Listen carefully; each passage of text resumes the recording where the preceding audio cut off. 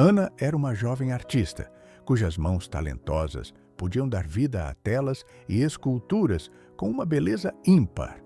Seus traços eram delicados, mas cheios de uma emoção profunda, capturando a essência de tudo o que via. No entanto, por trás dessa fachada de criatividade, morava uma alma atormentada, uma prisioneira de seus próprios medos e inseguranças. Ela sentia-se constantemente vulnerável, como uma folha seca à mercê do vento, incapaz de fincar raízes e florescer. Essa paralisia era um fardo pesado, sufocando seu potencial e a impedindo de compartilhar seu dom com o mundo. A vida de Ana era uma dança delicada entre o desejo ardente de criar e o pavor gélido de ser julgada. Esse conflito interno atingiu seu ápice em um evento público crucial. Era a exposição de sua vida, o momento de apresentar ao mundo sua obra mais ambiciosa. A galeria estava repleta, os olhos curiosos a aguardavam e o ar vibrava com a expectativa. Mas, no instante em que Ana deveria falar sobre sua criação, uma onda de pânico a varreu. As palavras se recusaram a sair, a garganta secou e o mundo girou. Ela falhou e a humilhação reforçou aquele sentimento de inadequação que já a consumia.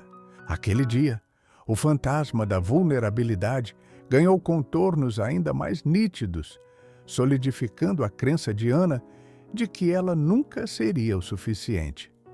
Fragmentos do passado assombravam seus pensamentos, sombras de memórias que moldaram seu medo, flashbacks breves e dolorosos de uma infância marcada por um pai ausente e, quando presente, excessivamente crítico, ressurgiam. As palavras duras, a falta de reconhecimento e a constante sensação de não ser amada deixaram cicatrizes profundas, ensinando-a, desde cedo, que o mundo era um lugar perigoso e ela, uma criatura frágil. Essa figura paterna, mais uma sombra do que uma presença, havia plantado as sementes da baixa autoestima e da percepção de desproteção que agora floresciam em sua vida adulta. Ana tentou de tudo para superar aquela barreira invisível. Psicólogos, grupos de apoio, livros de autoajuda. Ela mergulhou em cada método convencional, buscando uma fórmula mágica para a coragem. Mas cada tentativa parecia apenas aprofundar seu desespero, como se estivesse nadando contra uma correnteza invisível que a puxava para um abismo ainda maior de solidão e incompreensão. Ela se sentia mais perdida do que nunca, exausta da luta incessante contra si mesma. Em uma tarde cinzenta, enquanto vagava sem rumo pelas ruas de paralelepípedos, Ana encontrou refúgio em uma antiga livraria, um lugar onde o cheiro de papel envelhecido e poeira contava histórias. Entre estantes empoeiradas e volumes esquecidos, seus olhos foram atraídos por um livro sem título aparente, sua capa de couro desgastada, adornada com símbolos misteriosos. Ao abri-lo, Ana deparou-se com uma ilustração enigmática que parecia pulsar com uma energia sutil. Um escudo etéreo, feito de luz e sombra, acompanhado da frase blindagem espiritual contra o medo. A curiosidade, um sentimento há muito adormecido, despertou em seu peito. Um lampejo de esperança, frágil e incerto, acendeu-se. Talvez, apenas talvez, houvesse um caminho diferente, algo além dos métodos que falharam.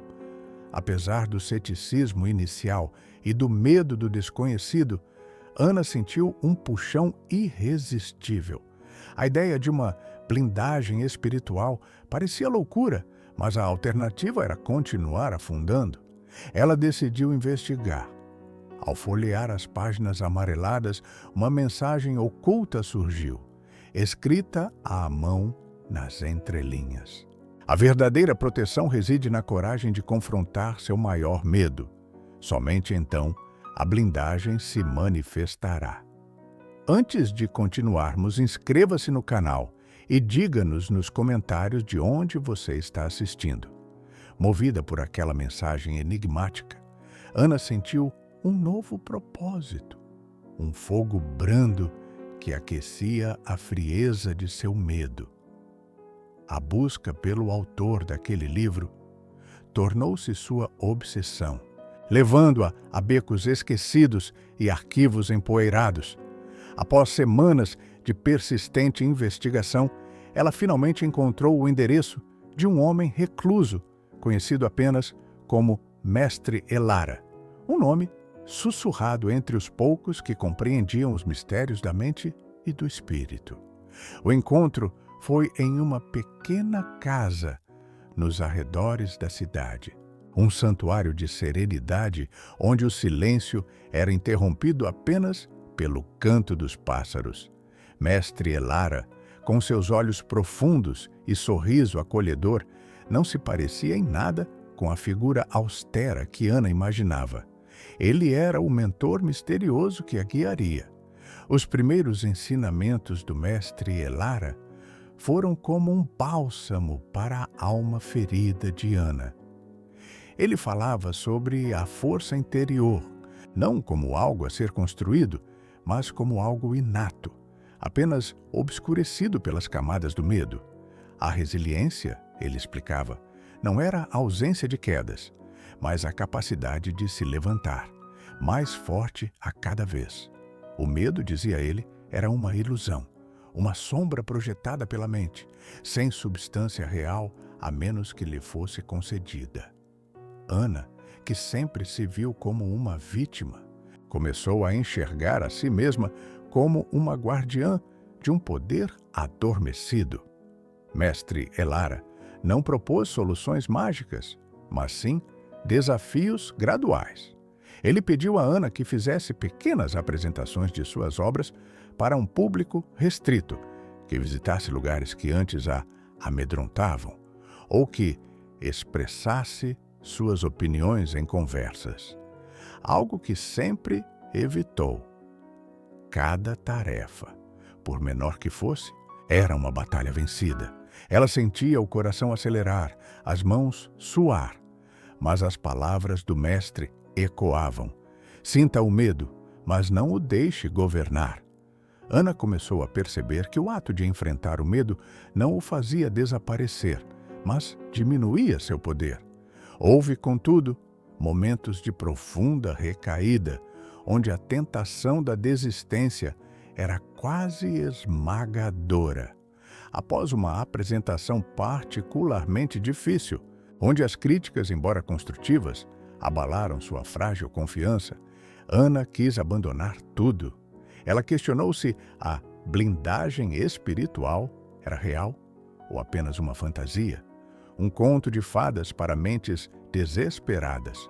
Chorou em seu ateliê, cercada por suas obras inacabadas, sentindo-se novamente aquela folha seca à mercê do vento.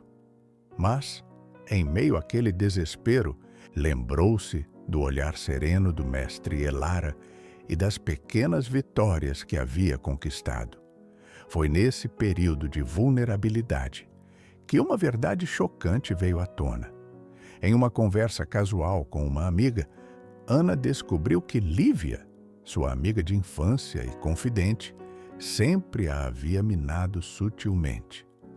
Comentários depreciativos disfarçados de preocupação, sugestões para evitar oportunidades de exposição e até mesmo a perda de convites importantes.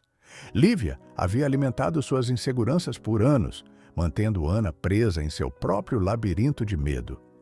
A revelação da traição foi um golpe devastador. A dor da verdade a abalou profundamente, mais do que qualquer crítica ou fracasso público. Sentiu-se ingênua, manipulada, e o vazio da traição parecia mais denso que o próprio medo. Contudo, essa dor, paradoxalmente, serviu como um catalisador. A raiva pela manipulação de Lívia acendeu uma nova determinação em Ana. Ela não seria mais a vítima. O fortalecimento interno começou a se manifestar não apenas na superação de pequenos medos, mas na reconstrução de sua autoconfiança. As palavras do mestre Elara sobre a ilusão do medo ganharam um novo significado. Ela percebeu que Lívia havia se alimentado de suas fraquezas e que a verdadeira blindagem vinha de dentro, de sua própria capacidade de discernir e proteger seu espírito. Nesse período de reconstrução, sua figura de apoio, sua mãe, que sempre a amou incondicionalmente, reapareceu com uma força renovada. A mãe de Ana, com sua sabedoria tranquila e amor inabalável, reforçou a crença de Ana em si mesma, lembrando-a de sua força e talento intrínsecos. O poder da família e do amor genuíno preencheu o vazio deixado pela traição. Ana percebeu que sua vingança construtiva não seria a retaliação contra Lívia, mas sim o seu próprio sucesso e a superação completa de seus medos. Ela transformaria a dor em arte, a vulnerabilidade em força e a traição em um trampolim para sua ascensão. Ana estava agora em um novo nível de compreensão e controle sobre suas emoções. O medo ainda existia, mas era um adversário conhecido, não um monstro desconhecido. A blindagem espiritual, antes um conceito abstrato, tornara-se uma realidade palpável, tecida com resiliência, autoconhecimento e o apoio daqueles que realmente se importavam. Ela estava pronta para o confronto final, não com o mundo, mas consigo mesma. O convite chegou, como que orquestrado pelo destino, para a maior exposição de arte da capital.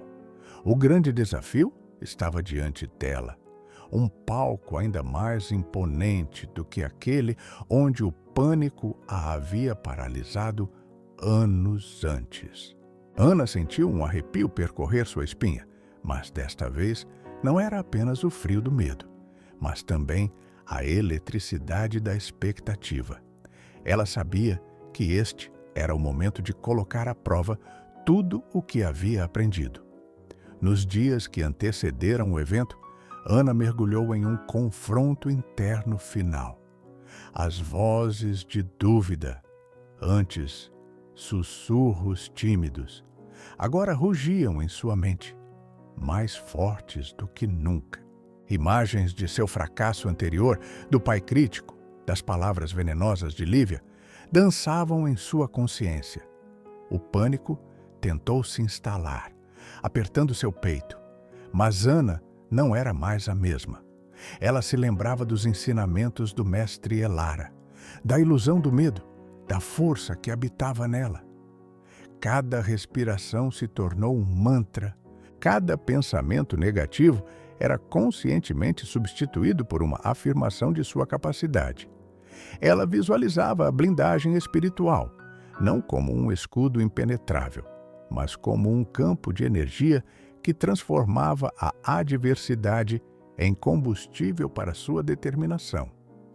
No dia da exposição, o salão estava repleto. A atmosfera era carregada de expectativa e, para Ana, de memórias dolorosas. Ela se posicionou ao lado de sua nova obra, uma escultura abstrata que representava a transmutação do medo em força. Seus olhos esquadrinhavam a multidão, buscando rostos conhecidos, e foi então que a viu. Lívia, sorrindo falsamente, aproximava-se, um copo de vinho em mãos, com uma intenção que Ana, agora aguçada, percebeu de imediato. A traição exposta tentaria sabotá-la novamente. Enquanto Lívia se aproximava, fingindo um abraço desajeitado, Ana previu o movimento. Lívia tentou derramar o vinho sobre a escultura, uma tentativa desesperada de manchar não apenas a obra, mas o espírito de Ana. Mas Ana, Com uma agilidade surpreendente, moveu-se. Sua mão interceptou o copo, que caiu inofensivamente no chão sem atingir a obra. O som do vidro quebrando atraiu a atenção e o plano de Lívia foi desmascarado diante de todos. Lívia, em choque e humilhação, recuou, desaparecendo na multidão. A blindagem espiritual de Ana não era apenas uma defesa contra o medo interno, mas também uma percepção aguçada contra as armadilhas externas. Com um sorriso sereno, Ana se voltou para a sua obra. A superação gloriosa estava em seu olhar. Ela começou a falar, não com a voz trêmula do passado, mas com uma clareza e paixão que cativaram a todos. Explicou o processo criativo, a jornada de autodescoberta, a forma como o medo, quando confrontado, pode ser uma ferramenta para o crescimento. Suas palavras eram uma extensão de sua arte, um testemunho vivo de sua transformação. A cada frase, a plateia sentia a autenticidade de sua história. Ao final de sua apresentação, o silêncio preencheu o salão por um instante, um silêncio carregado de admiração. Então, a reação do público veio em uma ovação de pé, estrondosa e unânime. Não era apenas pela beleza de sua escultura, mas pela coragem visível em seus olhos, pela resiliência palpável em sua voz. Ana sentiu uma onda de calor se espalhar por seu corpo, uma paz profunda e uma liberdade que jamais imaginara. A redenção do protagonista era completa. A verdadeira blindagem, ela compreendeu, não era para evitar a dor ou o medo, mas para abraçá-los, transformá-los e, assim, revelar a força inabalável que sempre residiu dentro dela. No fundo da sala, o mestre Elara observava, um sorriso de satisfação em seu rosto enrugado. O legado do mentor estava ali, materializado no brilho dos olhos de Ana. Sua missão havia sido cumprida. A nova Ana, agora com um propósito renovado e uma confiança inabalável, continuou a criar, mas também a inspirar. Ela abriu seu ateliê para jovens artistas, compartilhando não apenas técnicas, mas também os princípios da blindagem espiritual. Sua história se tornou um farol para aqueles que se sentiam vulneráveis, um testemunho de que o medo pode ser superado e que a vulnerabilidade pode ser transformada em uma força interior inexpugnável. A vida de Ana era a prova viva de que, ao confrontar os próprios demônios, a mais bela das artes, a arte de viver plenamente, podia florescer. A mensagem ressoava.